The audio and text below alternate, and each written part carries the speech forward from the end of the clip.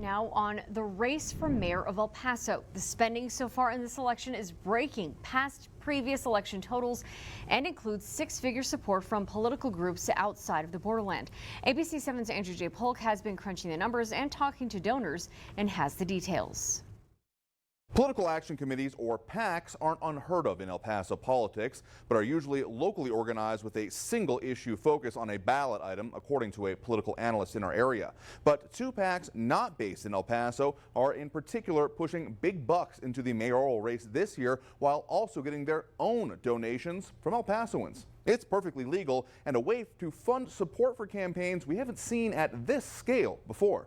I don't think that you're able to get the genie back in the bottle. Once people start to take funds. UTEP communications professor Richard Pineda says mayoral campaign spending in El Paso is increasing faster than just inflation.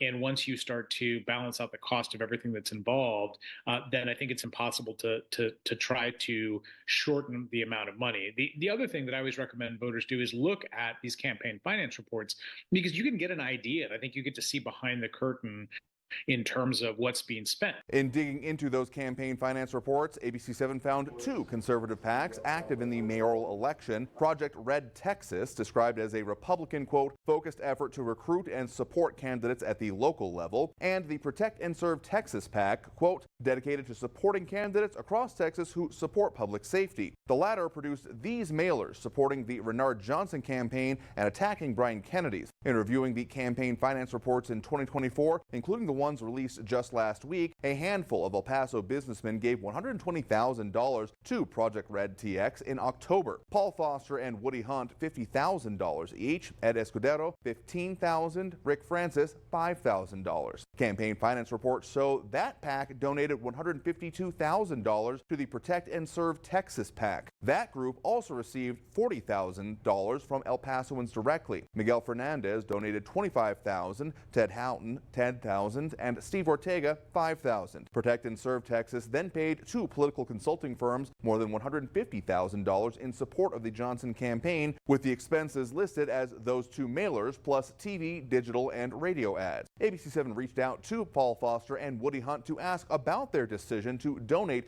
$50,000 each to a PAC, while Hunt was also giving personal contributions worth more than $14,000 to Johnson's campaign directly. Both were out of town and not available for comment. I did speak with financial advisor and former chair of the Texas Transportation Commission, Ted Houghton. He gave $10,000 to Protect and Serve Texas and $5,500 to Johnson campaigns directly. He told me, quote, a campaign makes decisions on its own direction. A PAC can take suggestions on how to approach issues. As for the impact on voters, Dr. Pineda says that the lack of local understanding by these PACs and the timing, with the mailers in question sent out about halfway through early voting, may limit their effectiveness given the large portion of El Pasoans that take part in early voting. This is also one of the challenges, which is if the PACs aren't local, they don't understand the tempo of elections and the sense of how a community operates. In Texas and the city of El Paso, there are no limits on what can be donated to campaigns outside of judicial races.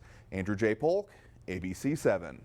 And for more ABC 7 Extra reports, you can download the KVIA ABC 7 CTV app on your TV.